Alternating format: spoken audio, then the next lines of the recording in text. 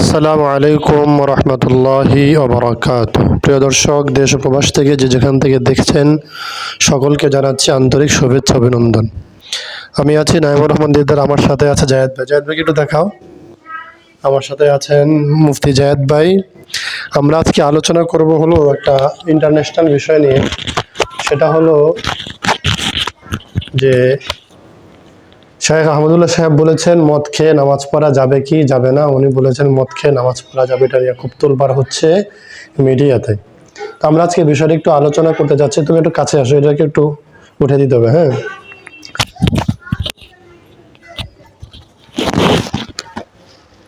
তো আমরা আলোচনা করছি আজকে বিষয়টা নিয়ে, লিখেছি মদ খেয়ে নামাজ।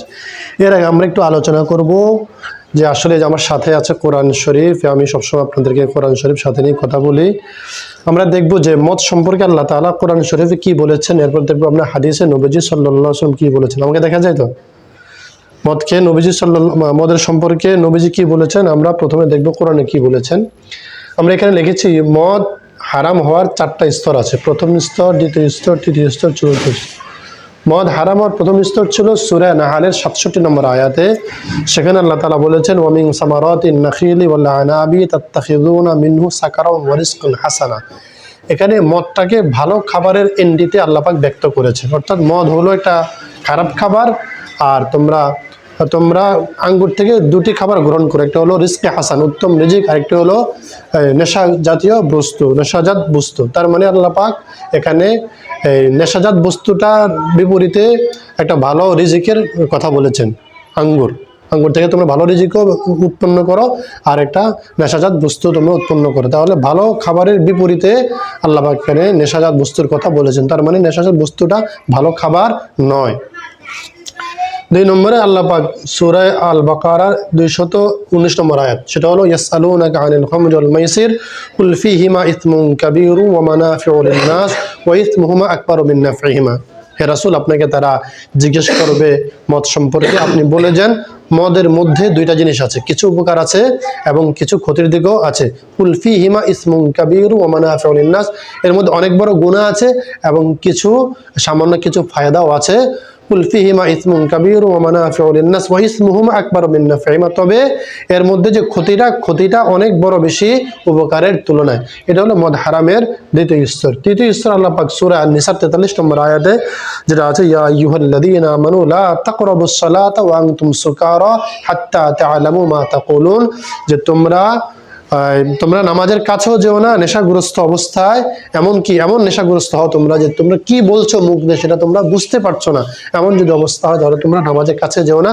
তার মানে মদ খাওয়া অবস্থায় নামাজ পড়া যাবে না। অর্থাৎ নামাজের আগে যদি তোমরা মদ খাও তাহলে এটা কোনো ভালো কাজ না। তার মানে মেসেজ দিচ্ছেন যে নামাজের আগে তোমরা মদ পান করো না, এটা আল্লাহ পাক মেসেজ দিচ্ছেন। চতুর্থ দফলে সূরা মায়েদার চূড়ান্ত আয়াত, সেটা হলো 7 নম্বর পারা 2 নম্বর পৃষ্ঠা। সেটা কি ইয়াসআলুনাকা আনিল খামর ইয়া আইয়ুহাল্লাযীনা আমানু ইন্নামাল খামরু ওয়াল মাইসিরু ওয়াল আনসাবু ওয়াল আজলামু রিজসুম মিন আমালিশ শাইতান ফাজতানিবুহু লাআল্লাকুম তুফলিহুন ইন্নামা ইউরিদুশ শাইতানু আন ইউকিআ বাইনাকুমুল আদাওয়াতা ওয়াল বাগদাআ ফিল খামরি ওয়াল মাইসির ওয়া ইয়াসুদ্দাকুম আন যিকরিল্লাহি ওয়া আনিস সালাতি ফাহাল আনতুম মুনতাহুন।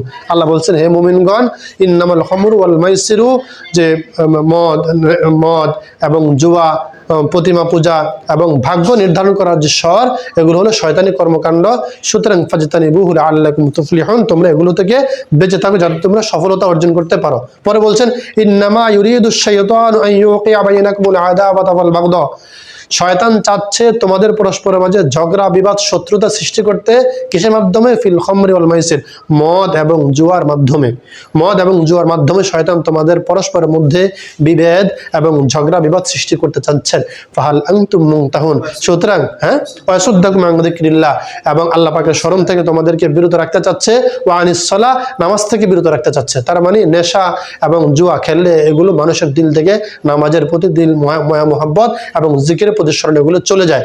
এবার আল্লাহ বলছেন ফাহাল আনতুম মুনতাহুন, সুতরাং যে জিনিসগুলো তোমাদেরকে আল্লাহর স্মরণ থেকে গাফেল রাখে, তোমাদের পরস্পরের মধ্যে ঝগড়া বিবাদ সৃষ্টি করে এবং নামাজ থেকে গাফেল রাখে, তোমরা কি সেই জিনিসগুলো বর্জন করবে না?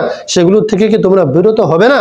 আল্লাহ পাকের প্রশ্ন ছুড়ে দিয়েছেন। তার মানে এগুলা থেকে তোমরা এক্ষুনি বিরত হও, তাহলে তোমাদের ফিউচার ভালো না। প্রিয় দর্শক, আমরা এই 4টি বিষয় থেকে জানতে পারলাম যে কোরআন শরীফে মদকে হারাম করা হয়েছে। আমরা হাদিসে দেখতে পাচ্ছি, হাদিসে দেখাও, এখানে লেখা আছে কুল্লু মুস্কিরিন খামরুন ওয়া কুল্লু মুস্কিরিন হারামুন, কুল্লু মুস্কিরিন খামরুন ওয়া কুল্লু খামরিন হারামুন। মুসলিম শরীফের 2003, মুসলিম শরীফের 2003 প্লাস 75 নম্বর হাদিস। এখানে আছে নবীজি বলছেন প্রত্যেক নেশাজাত বস্তুই মদের সমতুল্য, আর অকুল্লু মুস্কিরিন হারামুন, প্রত্যেক নেশাজাত বস্তুই হারাম। কুল্লু মুস্কিরিন খামরুন, প্রত্যেক নেশাজাত বস্তুই মদ, অকুল্লু খামরিন হারামুন, এবং প্রত্যেক মদ হারাম। তার মানে এখানে শুধু মদের কথা বলে নাই নবীজি, মদের সাথে সাথে নেশাজাত যত বস্তু আছে যেগুলো খাইলে নেশা হয়, ইয়াবা, বাবা, গাঁজা, আরো যত কিছু আছে যেগুলো খাইলে নেশা হয়, ওগুলো সব নবীজি সাল্লাল্লাহু আলাইহি ওয়াসাল্লাম এই 2টি হাদিসের মাধ্যমে হারাম করে পুরো পৃথিবীবাসীকে জানিয়ে দিয়েছেন। শুধু মদ না, মদের সাথে আরো যত বস্তু আছে সবগুলি হারাম। মুসলিম শরীফ 2003 নম্বর হাদিস। প্রিয় দর্শক, এবার আমরা আসুন, আশা করি আমরা আসা যাক যে মদ খেয়ে নামাজ পড়া যাবে কিনা, যেটা নিয়ে চাঞ্চল্যকর চলছে পুরা মিডিয়াতে তোলপাড়, সেটা আজকে আমরা বলতে চাচ্ছি আপনাদেরকে। আমি এখানে 3টা ভাগ করেছি, দেখেন।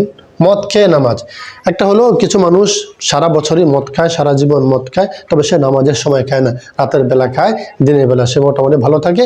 এই লোকটা নামাজ পড়বে কিনা? যারা শুধু রাতে নেশা করে সব সময়, দিনের বেলা নেশা করে না, নামাজের আগে করে না, তারা নামাজ পড়বে অবশ্যই। মদ খাওয়া হারাম, এতে কোনো সন্দেহ নাই, এবং শিথিলতার কোনো কিছু না। মদ খাওয়া হারাম এবং আসাধ্য দরজার কবিরা গুনাহ, একটু পরে আমরা সেই বিষয়ে আলোচনা করবো ইনশাআল্লাহ। তবে যদি কোনো ব্যক্তি মদ খায় তাহলে সে নামাজ পড়বে কিনা? হ্যাঁ, মদ খেলে তো মদ খাক আর না খাক, প্রত্যেকটা মুসলমান আকিল বালেগের উপরে নামাজ পড়া ফরজ। যারা কন্টিনিউ মদ খায়, নামাজের সময় যদি তার চিন্তা চেতনা, মন মস্তিষ্ক ঠিক থাকে, তাহলে তার উপরে নামাজ পড়া ফরজ। আর যদি নামাজের সময় মন মস্তিষ্ক ঠিক না থাকে, তাহলে এগুলো কেটে যাওয়ার পরে সে তার নামাজকে কাজা করতে হবে। যেহেতু নামাজ আল্লাহ পাকের বিধান, এটাকে পড়তে হবে, এটা তার দায়িত্ব। তবে মদ করে নামাজ কবুল হবে না। কবুল হোক বা না হোক, আল্লাহ পাক তার দায়িত্বে যে 5 ওয়াক্ত নামাজ দিয়ে রেখেছেন, এটা তাকে পড়তেই হবে। এতে কোনো সুযোগ নাই, ছাড় পাওয়ার কোনো সুযোগ নাই। আরেকটা হলো যে নামাজের আগ মুহূর্তে যদি কোনো ব্যক্তি মদ খায়, তাহলে তার করণীয় কি? এই ক্ষেত্রে 3টা অবস্থা। নামাজের আগ মুহূর্তে মদ খাওয়া অথবা অন্য কোনো নেশাজাত বস্তু গ্রহণ করা, এমন ব্যক্তির অবস্থা 3টা। প্রথম, নেশাজাত দ্রব্য গ্রহণের পর পূর্ণ মাতাল হয়ে বেহুশ হয়ে যাওয়া। যে লোকটা নামাজের পূর্ব মুহূর্তে, নামাজের আগ মুহূর্তে নেশাজাত দ্রব্য গ্রহণ করেছে এবং সে পরিপূর্ণ মাতাল হয়ে গিয়েছে, বেহুশ হয়ে গিয়েছে, দুনিয়া আখিরাতের তার কোনো খোঁজ খবর নাই, এবং ব্যক্তির জন্য এই অবস্থায় নামাজ পড়া যাবে না। তবে সে ব্যক্তি হুশ হওয়ার পরে তার এই ওয়াক্ত নামাজকে কাজা অবশ্যই করে নিতে হবে। 2 নম্বর হলো নেশাজাত দ্রব্য গ্রহণের পর পুরনো মাতাল নয়, তার কথা ভালো মন্দ মিশ্রিত হওয়া। মানে সে নেশাজাত বস্তু পান করেছে, খেয়েছে, সে বিছানায় শুয়ে পড়ে নাই, একবারে মাতাল হয়ে যায় নাই, বিছানায় শুয়ে পড়ে, বরং সে হাঁটতে পারতেছে, চলতে পারতেছে, কিন্তু কথা যে কিছু বলে, কিছু ভালো কিছু মন্দ, কিছু ঠিক বলে কিছু ব্যাঠিক বলে। আপনি যেটা অনেক সময় দেখে থাকেন, আমি রাস্তাঘাটে মাঝে মধ্যে দেখি আমার এখানে যারা মদ খায়, এদের কি অবস্থা হয়। তার মানে সে হাফ মাতাল হাফ ঠিক আছে, কিছু কথা ভালো বলে, ঠিক ঠিক বলতেছে, আর কিছু কথা ঠিক ঠিক হচ্ছে না, ওটা মাতলামি হচ্ছে। এই ব্যক্তির ব্যাপারে ফুকাহায়ে কেরাম, মুফাসসিরিনে কেরাম 2টি মতামত বয়ান করেছেন। এক গ্রুপ বলেছেন যে এই ব্যক্তি এই অবস্থায় নামাজ পড়তে পারবে না, আরেক গ্রুপ বলেছেন এই অবস্থায় নামাজ পড়তে পারবে। এই অবস্থায় নামাজ পড়তে পারবে এক গ্রুপ বলেছেন, আরেক গ্রুপ বলেছেন নামাজ পড়তে পারবে না। তবে আমি মনে করি এই অবস্থায় সে নামাজটা না পড়লেই ভালো। কারণ সে যদি নামাজে যায় মসজিদে, কারে গিয়ে আবার মাইর দূর করে বসে, আবার নামাজের ভিতরে যদি জামাতের মধ্যে তার মাতলামি শুরু হয়ে যায়, তাহলে বাকিদের নামাজ কি হয়ে যাবে? ফাসাদ হয়ে যাবে। আবার যদি ঘরে গিয়ে নামাজ পড়ে, তাহলে তার এই অবস্থা দেখে তার ছোট বাচ্চা কাচ্চা থাকলে আর তার আত্মীয় স্বজন থাকলে তারও এতে খারাপ প্রভাবে প্রতিক্রিয়ত হবে, তাদের ভিতরে খারাপ প্রভাব পড়বে। এই জন্য আমার কি অবস্থা নামাজ না পড়াটা ভালো, তবে সে পরবর্তীতে কাজা করে নিবে। 3 নম্বর, কোনো ব্যক্তি যদি মদ খেতে খেতে এমন অভ্যস্ত হয়ে যায় যে সে হাজারো মদ খাবে, তার ভিতরে এটার যে খারাপ প্রতিক্রিয়া, নেশা যেটা, এটা তার ভিতরে ধরে না, অথবা একটু কম পান করেছে যার কারণে তার নেশা ধরে নাই, তার সবকিছু ঠিক আছে, সুস্থ আছে, কথাবার্তা স্বাভাবিক আছে, কোনো সমস্যা নেই, তবে মুখে দুর্গন্ধ আছে, তাহলে ব্যক্তি মুখের দুর্গন্ধটা দূর করে, ব্রাশ করে, উজু করে, মেসওয়াক করে এই ব্যক্তি গিয়া জামাতে শরীক হতে পারবে এবং নামাজ পড়তে পারবে, কোনো অসুবিধা নাই, অথবা চাইলে ঘরেও পড়তে পারবে। তাহলে আমরা এই মদখোর বা মদ খেয়ে নামাজের আগ মুহূর্তে মদ খেয়ে এই ব্যক্তি নামাজ পড়তে পারবে কিনা, আমরা আপনাদের মাঝে 3টা সলিউশন দিলাম। এই কথাটা আপনারা আজকে আমি যে সূরা মায়েদার 43 নম্বর আয়াতে তাফসীর পড়িয়েছি, এখানে মুফাসসিরিনে কেরাম সুন্দরভাবে লিখে দিয়েছেন। এই যে আপনারা দেখতে পাচ্ছেন, এখানে আমি আন্ডারলাইন করে রেখেছি। প্রিয় দর্শক, এই যে একটু দেখো ভালো করে, এটুকু জায়গা এটুকু জায়গার ভিতরে মুফাসসিরিন কেরাম এই 3 সূরতের কথা বলে দিয়েছেন। এই জন্য আমি এটাকে সংক্ষিপ্তভাবে আপনাদের এখানে লিখে দিয়েছি। প্রিয় দর্শক, এবার আসুন আমরা শেষ পর্যায়ে চলে এসেছি। আমাদের দেশে সারা ওয়ার্ল্ড এখন পৃথিবীতে মদের সরাসরি, আর বিশেষ করে এখন তো ইয়াং জেনারেশন মদ নেশা আরও যত কিছু আছে পারে না যে কোলের মধ্যে নিয়ে বসে। তো আমি বলতে চাচ্ছি মারিফুল কোরআনের 114 নম্বর পৃষ্ঠা বাংলায় উনি তিরমিজি শরীফে উদ্ধৃতি দিয়ে লিখেছেন সূরা মায়েদার 90 এবং 91 নম্বর আয়াতের ব্যাখ্যায় যে মদের সাথে সম্পৃক্ত 10 ব্যক্তির জন্য অভিশাপ। মদের সাথে সম্পৃক্ত 10 ব্যক্তির জন্য অভিশাপ। নবীজির অভিশাপ, আল্লাহ পাকের অভিশাপ, মাখলুকের অভিশাপ। 1 নম্বর, যে নির্যাস বের করে, যে ব্যক্তি যেমন খেজুর দিয়ে মদ তৈরি করে, আঙ্গুর দিয়ে মদ তৈরি করে, এরপর ভাত দিয়ে মদ তৈরি করে, এরপরে মনে করেন কি বলে এটাকে কিশমিশ, তারপর আলু, যারা এই মদের নির্যাসটা যারা প্রথম যারা পানিটা যারা বের করে তার উপরে লানত, অভিশাপ। 2 নম্বর, যে কোম্পানি মদটা প্রস্তুত করে তার উপরে অভিশাপ। 3 নম্বর, যে পান করে তার উপর অভিশাপ। 4 নম্বরে যে পান করা অর্থাৎ যে পরিবেশন করে।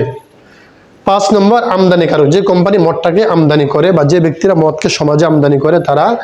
6 নম্বর, যার জন্য আমদানি করা হয় অর্থাৎ যার জন্য মদটা কিনা হয়। 7 নম্বর, বিক্রেতা অর্থাৎ যে মদটাকে বিক্রি করে, সেল করে। 8 নম্বর, ক্রেতা, যে মদটাকে কিনে গ্রহণ করে। 9 নম্বর হলো সরবরাহকারী, যারা মদটাকে যে গাড়ি দিয়ে সরবরাহ করে অথবা যে লোকটা সরবরাহ করে। 10 নম্বর হলো লভ্যাংশ ভোগকারী, মদের বিক্রি করেছে, নেশা ইয়াবা বিক্রি করেছে, এটা লভ্যাংশ কিন্তু একা যে বিক্রি করে সে খায় না, আশপাশে বড় ভাইরা আছে, এমনকি পুলিশও খায় কিছু, এটা আপনারা জানেন, আমিও জানি এগুলো। যাই হোক, অনেকেই খায়। তো যারা লভ্যাংশ ভোগ করে তাদের জন্য আল্লাহ পাকের অভিশাপ, নবীজির অভিশাপ, এই 10 শ্রেণী ব্যক্তির জন্য অভিশাপ। তাই আসুন আমরা নেশাকে বর্জন করি, সমাজকে কলুষিত মুক্ত করি, এবং যারা নেশার এবং মদের অর্ডার দিয়েছেন বা যারা কি বলে এটাকে সনদ দিয়েছে বা যারা মদকে বৈধ করে দিয়েছে, লাইসেন্স দিয়েছে যারা, এরাও এর একটা ভিতরে পড়বে যারা লাইসেন্স দিয়েছে। তা আমি সরকার সহ সবাইকে বলবো, সরকারি বেসরকারি সমস্ত মানুষকে বলবো মদ থেকে দূরে থাকেন, কারণ মদ হলো উম্মুল খবায়েস, পাপের সবচেয়ে বড় মূল হলো এই মদ। মদ সমাজে ছড়িয়ে পড়লে সন্তান নষ্ট হয়ে যায়, সমাজ নষ্ট হয়ে যায়, পরিবার নষ্ট হয়ে যায়, ধ্বংস হয়ে যায়, রাষ্ট্র দেশ সব ধ্বংস হয়ে যায়। তা আসুন আমরা মদ থেকে বেঁচে থাকি, নেশা থেকে বেঁচে থাকি, নেশাজাত সমস্ত দ্রব্য থেকে আমরা বেঁচে থাকি। আল্লাহ পাক আমাদের সবাইকে বুঝে এবং আমল করার তৌফিক দান করে। আসসালামু আলাইকুম ওয়া রাহমাতুল্লাহি ওয়া বারাকাতুহু।